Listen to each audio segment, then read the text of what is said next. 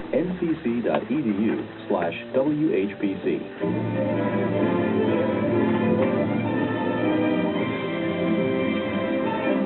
Ba ba ba ba ba ba ba ba ba ba. Hey, Abbas! You got a little specter on your face, huh? Okay, well, that's just gonna. Right. I just love the season.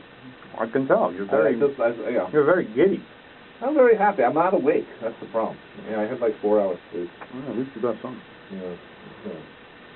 So anyway, let's talk about hockey. We mentioned that the Pittsburgh Penguins again are the Congratulations to the Pittsburgh Penguins. And we can only hope the Islanders get there next year.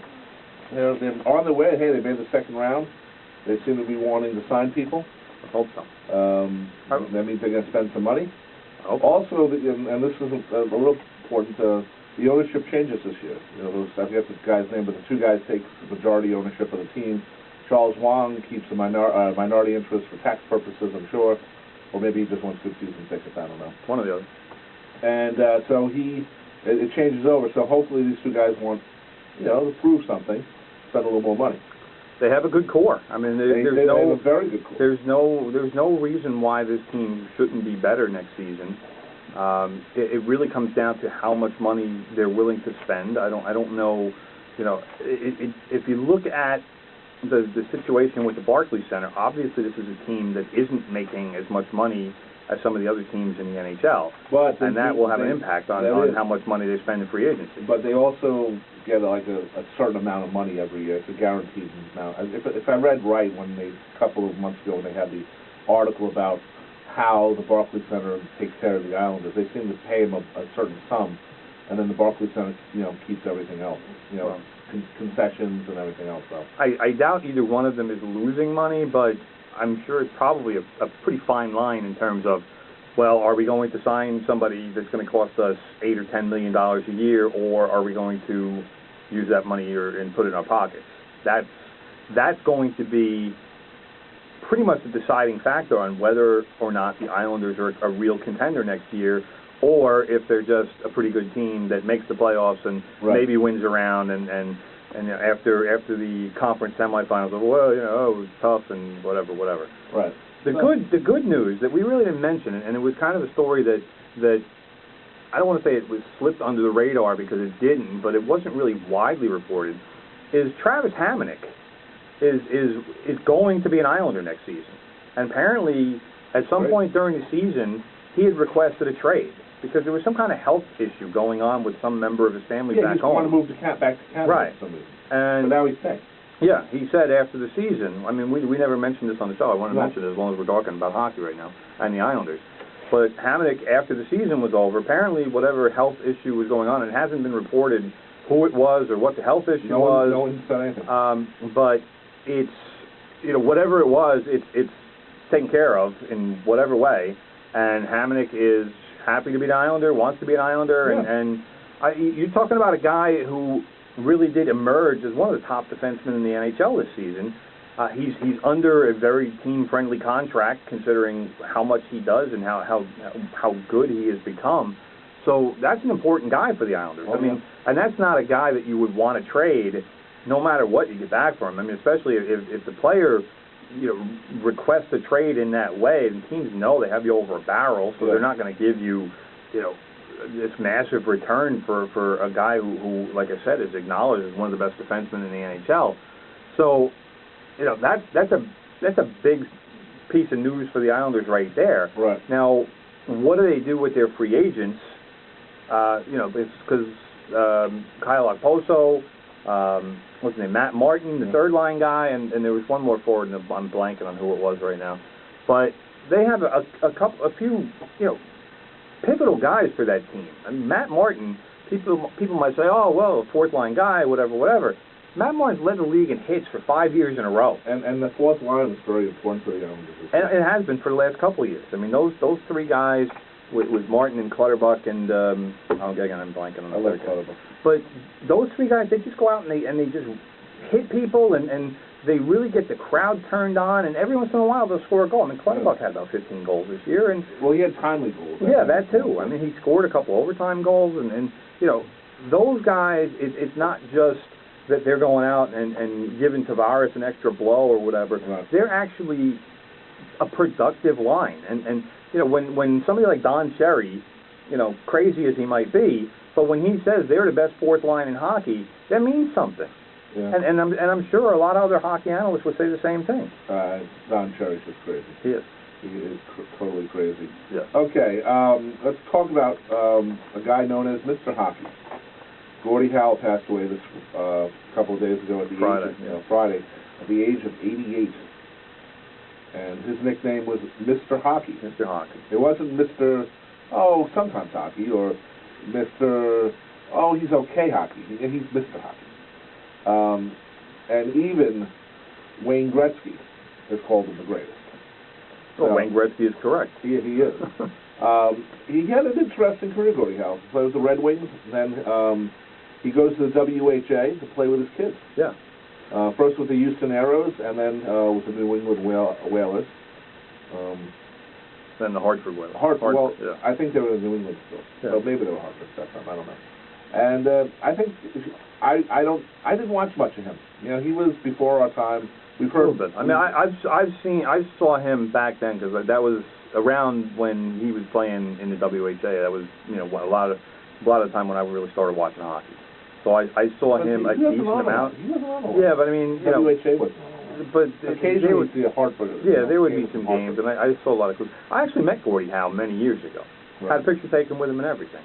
He's like a decent guy. There was a picture. Great guy. Absolutely great guy. In the Daily News, there was a picture of him and a very, very, very young Wayne Gretzky. Yeah. And he had. Oh, he met him when he was like 10 years old. He had the stick around his neck. And yeah, that's what he did. He was.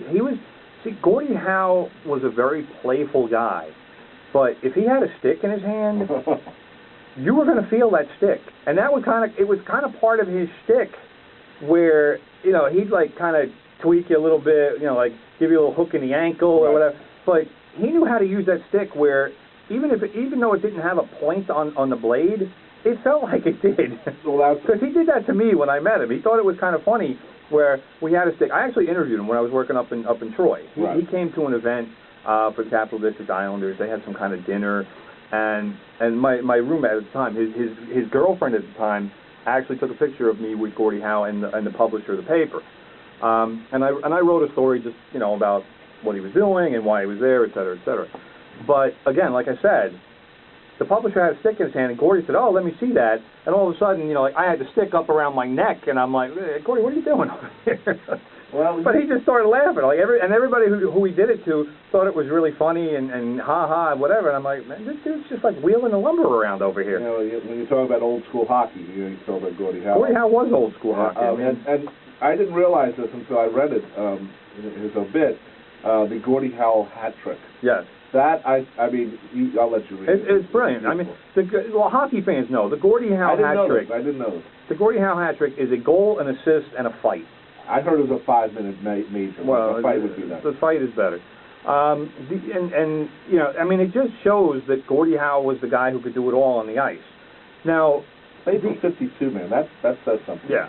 The ironic thing, though, about a Gordie Howe hat trick is he only had 2 of them in his career. Really? So, I mean, Gordie Howe didn't fight. Gordie Howe, he was an enforcer type, because when he played, Gordie was a big guy. I mean, Gordie had shoulders that were as wide as a Buick. And he was, at that time, 6'2", was a huge guy back then. Yeah.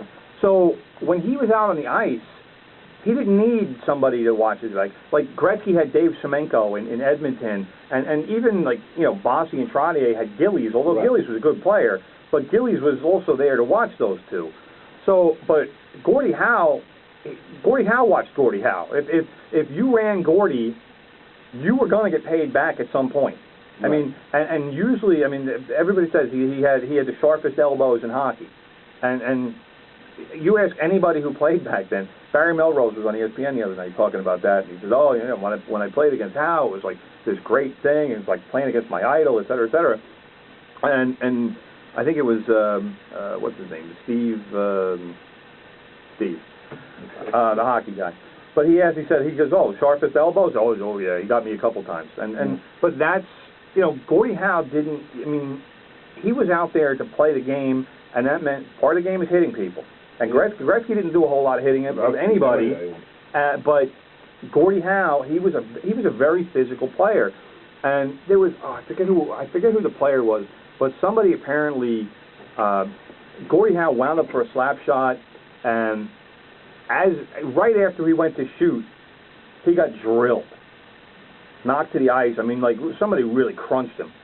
And they said that it wasn't in that game, but apparently it was like months later in the season, where it was kind of a similar play that was coming, like developed, and Gordie Howe he cranked up the shot, and instead of pulling his stick back, he left the stick up because he knew that somebody was going to be coming to crunch him. It was the same guy, and Gordie Howe's stick just drilled the guy, and he went down, and Gordie Howe apparently was standing over him and said, "Now we're even, you SOB." But that was Gordie. He was a take no prisoners kind of guy, right. Nicest guy in the world. Sure. The guy off the ice and on the ice, completely different people. Because, I never met anybody and like I said, I met the man. I was in his company and standing sure. with him for a long time, and he always had just a nice line. He was just a very nice person. And I think he would say this, that the best part of his career was playing with the stick. Oh, I'm sure. But what does it say about him? First of all right, Mr. Hockey. What a nickname that is. There's no Mr. Basketball. There's no Mr. Baseball. Mm-hmm. There's no Mr. Football. This guy is Mr. There's no Mr. Soccer. All right? Well, that's Haley. Well, but he's not Mr. Soccer. He's not even senior soccer. Whatever. But, there's that, first of all right? The fact that this guy played until he was 52, especially with the kind of player he was. Right. He was a guy who had a fractured skull very early in his career, and the doctors were telling him, hey, Gordie, you got to retire. I'm talking early in his career, before he had played 30 years. And, Gordie was just like, well, I can't retire. I'm not going to do that, sorry. And then he went and played 30 more years. Yeah. So the doctor was wrong.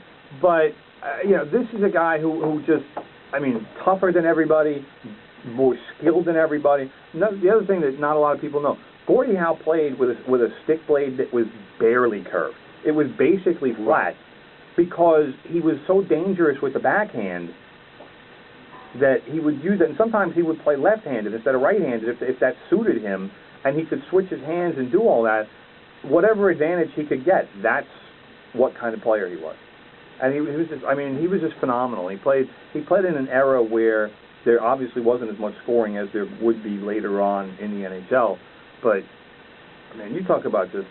This guy was like, how Babe Ruth was so much better than pretty much everybody? Yeah. That's how good Gordie Howe was when he played. Yeah. There really was.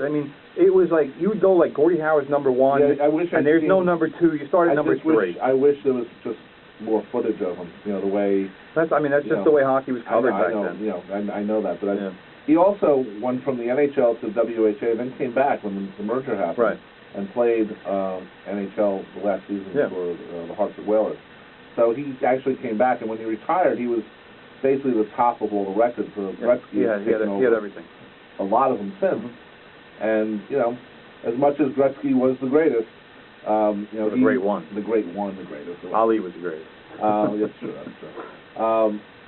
He bows to Gordie Howe. Oh, yeah, of course.